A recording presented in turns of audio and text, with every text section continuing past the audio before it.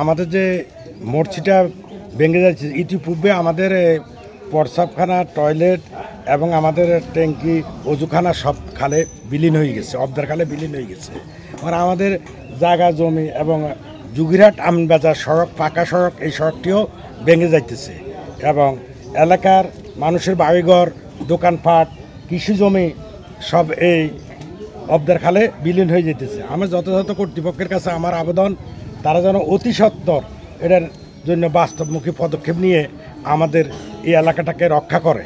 ইতিপূর্বে পশ্চিম সাইডে কিছু ব্লক করছে সরকার, কিন্তু এই পূর্ব সাইডে করে নাই এবং কিছু কিছু এলাকার হয়ে গেছে। যে সরকার জিও ব্যাগ এবং ব্লক দিয়ে যদি এলাকাটা রক্ষা করে তাহলে আমরা উপকৃত হইব।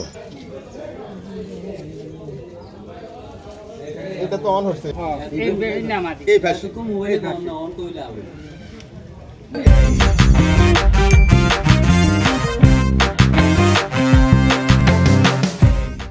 এই খালটা এখানে ছিল না, খালটা ছিল আর 100 ফুট দক্ষিণে, এই মসজিদ থেকে 100 ফুট দক্ষিণে ছিল।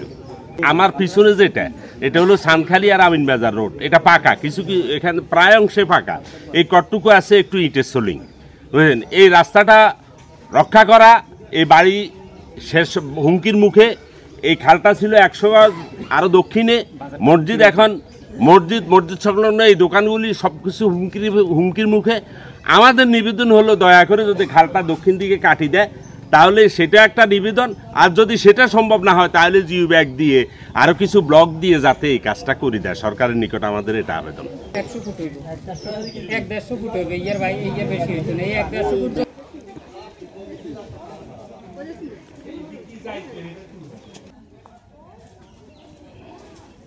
আমরা এই মুহূর্তে রয়েছি 14 নং মান্দারি ইউনিয়নের পশ্চিম মান্দারি 6 নং ওয়ার্ড মিয়াজান পটের বাড়ি জামে মসজিদ এবং ওয়াদ্দার খালের প্রাঙ্গণে।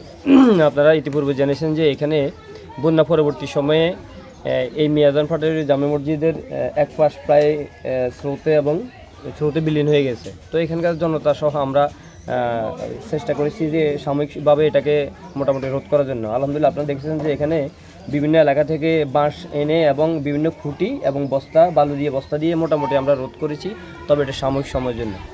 ধারণা করা যাচ্ছে যে আগামীতে যদি পানির যে স্রোত দেখতেছেন, এই স্রোত যদি থাকে তাহলে এই মসজিদ এবং খাল পার্শ্ববর্তী যে বাড়িঘর দুয়ার আছে এগুলো টিকিয়ে রাখা সম্ভব হবে না। আমরা আপনাদের মাধ্যমে বাংলাদেশ সরকারের লক্ষ্মীপুরের ডিসি মহোদয় এবং ইউএনও মহোদয় এবং প্রশাসনিক কর্মকর্তা যারা রয়েছেন, পানি উন্নয়ন বোর্ড, আমরা তাদের সর্বোচ্চ দৃষ্টি আকর্ষণ করছি অতি দ্রুত যেন এখানে ব্লক অথবা যে কোনো ব্যবস্থা নিয়ে আমাদের এই এলাকার ঘরবাড়ি এবং মসজিদ সহ জনজীবন যেন মোটামুটি আমরা টিকিয়ে রাখতে পারি, আমরা প্রশাসনের দৃষ্টি আকর্ষণ করতেছি।